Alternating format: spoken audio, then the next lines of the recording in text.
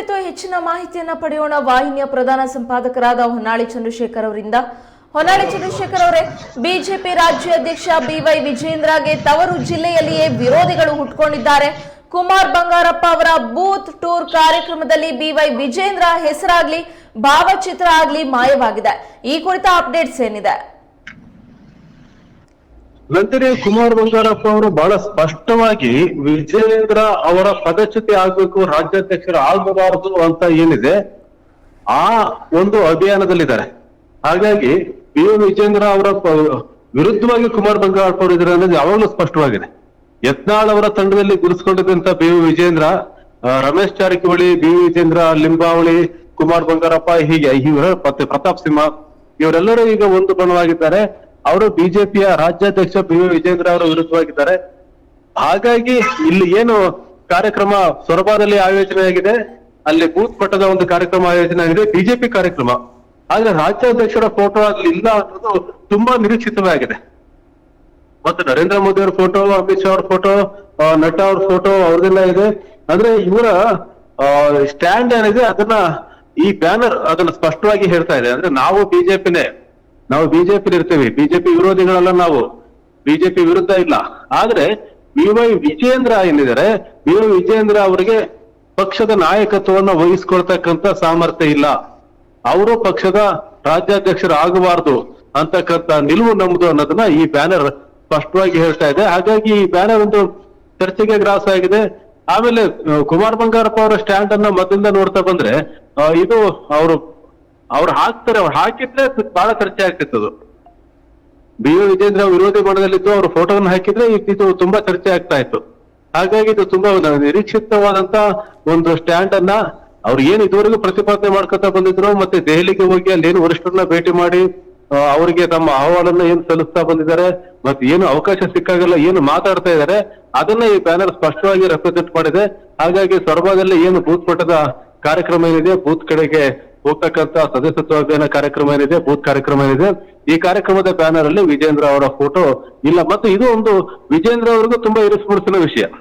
ಯಾಕೆಂದ್ರೆ ಶಿವಮೊಗ್ಗ ಜಿಲ್ಲೆಯ ಶಿಕಾರಿಪುರ ತಾಲೂಕಿನ ಶಾಸಕರು ವಿಜೇಂದ್ರ ಮತ್ತು ಶಿವಮೊಗ್ಗ ಜಿಲ್ಲೆಯ ನಾಯಕರು ಯಡಿಯೂರಪ್ಪ, ಶಿವಮೊಗ್ಗ ಜಿಲ್ಲೆಯ ಬಿಜೆಪಿ ಪ್ರಶ್ನಾತೀತ ನಾಯಕರು ಯಡಿಯೂರಪ್ಪ ಅವರ ಪುತ್ರನಾಗಿ ಶಿಕಾರಿಪುರ ಕ್ಷೇತ್ರದ ಶಾಸಕನಾಗಿ ಮತ್ತು ರಾಜ್ಯ ಬಿಜೆಪಿ ಅಧ್ಯಕ್ಷನಾಗಿರ್ತಕ್ಕಂಥ ಬಿ ವಿಜೇಂದ್ರ ಅವರಿಗೆ ತವರು ಜಿಲ್ಲೆಯಲ್ಲಿಯೇ ತಮ್ಮ ತವರಿನಲ್ಲಿಯೇ ಈ ರೀತಿಯಾದ ಒಂದು ಟಕ್ಕರ್ ಎದುರಾಗುತ್ತೆ ಅಂತ ಬಹುಶಃ ಅವರು ನಿರೀಕ್ಷೆ ಮಾಡಲಿಕ್ಕಿಲ್ಲ. ಆದ್ರೆ ವಿಧಾನಸಭೆ ಚುನಾವಣೆಯ ನಂತರ ಆಗಿರ್ತಕ್ಕಂಥ ಬೆಳವಣಿಗೆಗಳೇನಿದೆ, ಆ ಬೆಳವಣಿಗೆಗಳು ತವರು ಜಿಲ್ಲೆಯಲ್ಲೇ ತವರು ನೆಲದಲ್ಲೇ ಬಿ ವಿಜೇಂದ್ರ ಅವರಿಗೆ ವಿರೋಧಿಗಳನ್ನ ಸೃಷ್ಟಿ ಮಾಡಿದೆ. ಮತ್ತು ಆ ಪಕ್ಷ ಚುನಾವಣೆ ಆದ ನಂತರ, ವಿಧಾನಸಭೆ ಚುನಾವಣೆ ಆದ ನಂತರ ಕುಮಾರ್ ಬಂಗಾರಪ್ಪ ಅವರು ಸೋತಿರ್ಬೋದು, ಆದ್ರೆ ಅವರಿಗೆ ಇದು ಮಾನ್ಯತೆ ಸಿಕ್ಕಿಲ್ಲ, ಪಕ್ಷದಲ್ಲಿ ಅವರಿಗೆ ಸ್ಥಾನಮಾನವನ್ನು ಕೊಟ್ಟಿಲ್ಲ, ಬೇಕಂತಲೇ ಅವರನ್ನ ತುಳಿಯಲಾಗಿದೆ ಅನ್ನೋದು ಕುಮಾರ್ ಬಂಗಾರಪ್ಪ ಅವರ ಅಸಮಾಧಾನ. ಈಗ ಶಿವಮೊಗ್ಗ ಜಿಲ್ಲೆಯಲ್ಲಿ ನಾಯಕರಾಗಿ ಬೆಳಿಬೇಕು ಅಂತಂದ್ರೆ, ಶಿವಮೊಗ್ಗ ಜಿಲ್ಲೆಯ ಯಡಿಯೂರಪ್ಪರ ನಂತರದ ಪ್ರಶ್ನಾತೀತ ನಾಯಕರಾಗಬೇಕು ಅಂತಂದ್ರೆ ಅದು ರಾಘವೇಂದ್ರ ಬಿ ವಿಜೇಂದ್ರ ಅವರಿಗೆ ಅಂತಕ್ಕಂಥ ಒಂದು ಭಾವನೆ ಏನಿದೆ, ಅದೇ ನಮ್ಮನ್ನ ಬೆಳಿಲಿಕ್ಕೆ ಬಿಡ್ತಾ ಇಲ್ಲ ಅನ್ನೋದು ಕುಮಾರ್ ಬಂಗಾರಪ್ಪ ಅವರ ಭಾವನೆ ಆಗಿದೆ. ಹಾಗಾಗಿ ಶಿವಮೊಗ್ಗ ಜಿಲ್ಲೆ ಆಗಿರ್ಬೋದು ಮತ್ತೆ ರಾಜ್ಯ ಮಟ್ಟದಲ್ಲಿ ಆಗಿರ್ಬೋದು ಪಕ್ಷದ ಸಂಘಟನೆಯಲ್ಲಿ ಸಹ ಅವರಿಗೆ ಸ್ಥಾನಮಾನ ಸಿಕ್ಕಿಲ್ಲ. ಇವೆಲ್ಲವೂ ಒಟ್ಟಾರೆ ಈ ರೀತಿಯಾದಂತ ಒಂದು ಪ್ರತಿಕ್ರಿಯೆಗೆ ಕಾರಣವಾಗಿದೆ, ಬಂಡಾಯಕ್ಕೆ ಕಾರಣವಾಗಿದೆ. ಅದು ಈಗ ಈ ಫ್ಲೆಕ್ಸ್ ಮೂಲಕ ಹೊರಗೆ ಬಂದಿದೆ ನಂದಿನಿ. ಇನ್ನು BS ಯಡಿಯೂರಪ್ಪನವರು ಮಾಧ್ಯಮಗಳಿಗೆ ಪ್ರತಿಕ್ರಿಯೆಯನ್ನ ನೀಡಬೇಕಾದ್ರೆ ಎಲ್ಲ ಸರಿ ಹೋಗುತ್ತೆ ಅಂತಾನೆ ಹೇಳ್ತಾರೆ. ಆದ್ರೆ ಹಲವು ತಿಂಗಳಿನಿಂದ ಈ ಸಮಸ್ಯೆ ಇದೆ, ಗೊಂದಲದಲ್ಲಿ ಕಾರ್ಯಕರ್ತರು ಕೂಡ ಇದ್ದಾರೆ. ಶಿಸ್ತು ಮೀರಿದವರ ವಿರುದ್ಧ ಕ್ರಮ ಯಾಕೆ ತೆಗೆದುಕೊಳ್ಳೋದಕ್ಕೆ ಮೀನಾಮೇಷ ಎಣಿಸ್ತಿದ್ದಾರೆ. ಯಡಿಯೂರಪ್ಪನವರು ಎಲ್ಲ ಸರಿ ಹೋಗುತ್ತೆ ಅಂತ ಹೇಳ್ತಾ ಇದ್ದಾರೆ. ಆದ್ರೆ ಯಾರೇ ಪಕ್ಷದ ನಾಯಕ ಆಗಿರ್ಲಿ ಏನೇ ಆಗಿರ್ಲಿ, ನಮ್ಮ ಪಕ್ಷದ ಬಿಕ್ಕಟ್ಟು ಸರಿಪಡಿಸಲಾಗದಷ್ಟು ಮುಂದೆ ಹೋಗಿದೆ, ಸರಿಪಡಿಸಕ್ ಸಾಧ್ಯನೇ ಇಲ್ಲ ಅಂತ ಹೇಳಲಿಕ್ಕೆ ಸಾಧ್ಯ ಇಲ್ಲ. ಹಾಗಾಗಿ ಪಕ್ಷದ ಬಿಕ್ಕಟ್ಟು ಸರಿ ಹೋಗುತ್ತೆ ಅನ್ನೋ ವಿಶ್ವಾಸವನ್ನ ಯಡಿಯೂರಪ್ಪನವರು ವ್ಯಕ್ತಪಡಿಸ್ತಾ ಇರೋದು ಅವರ ಪಕ್ಷದ ಒಂದು ಏನು ಡ್ಯಾಮೇಜ್ ಕಂಟ್ರೋಲ್ ಇದೆ, ಡ್ಯಾಮೇಜ್ ಕಂಟ್ರೋಲ್ ಮಾಡುವಂತ ನಿಟ್ಟಿನಲ್ಲಿ ಕೊಟ್ಟಿರ್ತಕ್ಕಂಥ ಹೇಳಿಕೆ. ಇನ್ನ ಕ್ರಮ ಯಾಕೆ ಸಾಧ್ಯ ಆಗ್ತಾ ಇಲ್ಲ ಅಂದ್ರೆ, ಈಗ ರಮೇಶ್ ಜಾರಕಿಹೊಳಿ, ಯತ್ನಾಳ್, ಕುಮಾರ್ ಬಂಗಾರಪ್ಪ, ಅರವಿಂದ್ ಲಿಂಬಾವಳಿ ಇವರೆಲ್ಲರೂ ಸಹ ವಿಜೇಂದ್ರ ಅವರ ವಿರುದ್ಧ ನಿಂತಿದ್ದಾರೆ, ಯಡಿಯೂರಪ್ಪ ಅವರ ವಿರುದ್ಧ ನಿಂತಿದ್ದಾರೆ ಅಂತಂದ್ರೆ ಅವ್ರು ಮಾತಾಡ್ಲಿಕ್ಕೆ ಶುರು ಮಾಡಿ ವರ್ಷಗಳೇ ಆಗ್ತಾ ಬಂತು, ಆದ್ರೂ ಕ್ರಮ ಇಲ್ಲ ಅಂತಂದ್ರೆ ಇದರ ಸ್ಪಷ್ಟ ಸಂದೇಶ ಏನಾಗುತ್ತೆ ಅಂದ್ರೆ ಅವರ ಪರವಾಗಿ ಕೇಂದ್ರದಲ್ಲಿ ಇರ್ತಕ್ಕಂಥ ಕೆಲವರಾದ್ರೂ ಇದ್ದಾರೆ, ಮತ್ತೆ ಆ ಕೆಲವರು ಕೇಂದ್ರ ಸರ್ಕಾರದಲ್ಲಿ ಮತ್ತೆ ಪಕ್ಷದ ಕೇಂದ್ರದಲ್ಲಿ ಕೇಂದ್ರ ಘಟಕದಲ್ಲಿ ಅತ್ಯಂತ ಪ್ರಭಾವಶಾಲಿಗಳಾಗಿದ್ದಾರೆ ಅನ್ನುವಂಥ ಸ್ಪಷ್ಟ ಸಂದೇಶ ಇದು. ಇಲ್ಲದೇ ಇದ್ರೆ ಇವ್ರ ವಿರುದ್ಧ ಯಾವತ್ತೋ ಕ್ರಮ ಆಗ್ತಾ ಇತ್ತು.